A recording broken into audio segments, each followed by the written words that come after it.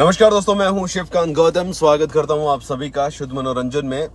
सुखविंदर और सुधीर दोनों को गोवा पुलिस ने गिरफ्तार किया है।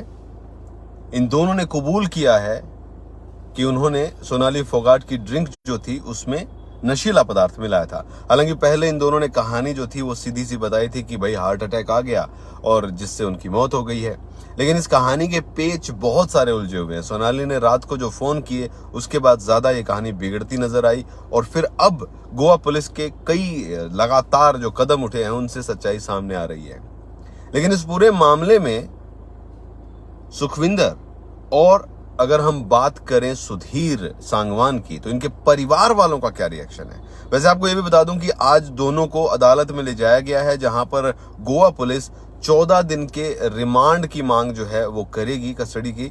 और इसके लिए आज मेडिकल हो चुका है। अभी इस पे कोई जानकारी आई नहीं है, जैसे आएगी मैं आपको बता दूंगा कि क्या रहा है वहां पर, कितने दिन की जो कस्टडी है या रिमांड जो है उस पर लिया जाएगा, कितने दिन की मिली है।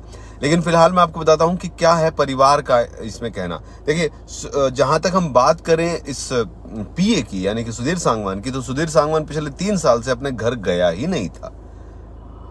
हालांकि सुधीर सांगवान शादीशुदा है, 3 बच्चे हैं, रोहतक का रहने वाला है। जब इसके पिता से संपर्क किया गया, पूछा गया, तो उसके पिता ने साफ कहा कि मैं इस पूरे मामले में कुछ भी नहीं कहूंगा, क्योंकि ये मामला जो है ये अब इस वक्त केस चल रहा है, इन्वेस्टिगेशन चल रही है। इन्वेस्टिगेशन के दौरान मैं इस पूरे मामले पर कोई भी अपना रिएक्शन नहीं दूंगा। यानी कि जो सुधीर सांगवान के पिता है उन्होंने पूरी तरीके से मना ही कर दिया किसी भी चीज पे बात करने के लिए। लेकिन जब सुखविंदर के गांव, जो कि चरखी दादरी का रहने वाला है, जब उसके बारे में पता करने की कोशिश की गई, उसके गांव में जब पता करने की कोशिश की गई, तो गांव वालों ने बताया कि 30 साल का सुखविंदर कभी भी किसी भी गलत काम में आज से पहले ना तो उसका नाम आया था, ना वो ऐसा था।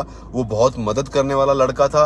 और जो भी चीजें अभी घटनाक्रम में नाम जिस तरीके से उसका आ रहा है, ये वाकई में दुखद है। उन्होंने ये भी बताया कि सुखविंदर का जो परिवार है वो एक बड़ा परिवार है, एक इज्जतदार जो है घराने से वो है। उसके दादा परदादा जो थे वो बड़े नामी गिरामी लोग हुआ करते थे। और ये भी गोपाल कांडा के साथ कुछ काम कर रहा था, वहां पर भी उसके साथ जो है जुड़ा हुआ था। लेकिन कभी भी आज तक 30 साल के सुखविंदर की कोई शिकायत आज तक कहीं से भी कोई नहीं आई थी। गांव में भी बड़ा मददगार लड़का था, गांव के लोगों की मदद भी करता था, कई अच्छे अच्छे कामों में जुड़ा हुआ था। लेकिन इस वक्त जो खबर आ रही है वो सुन के लग रहा है कि ये वाकई में कुछ बड़ी चीज है और बड़ा दुख हो रहा है अगर इस तरीके की चीजें हो रही है तो परिवार की तरफ से दोनों का रिएक्शन, जहां पर अगर सुधीर सांगवान के परिवार की बात करें तो उन्होंने ब्लंटली मना कर दिया कि वो इस पूरे मामले पर कुछ भी नहीं बोलेंगे। वही सुखविंदर के परिवार और उसके गांव वालों का मानना है कि सुखविंदर निर्दोष है और जिस तरीके की ये बातें सामने आ रही है ऐसा वो कभी नहीं था और ना ही उसके बारे में आज तक कोई ऐसी चीजें आई थी।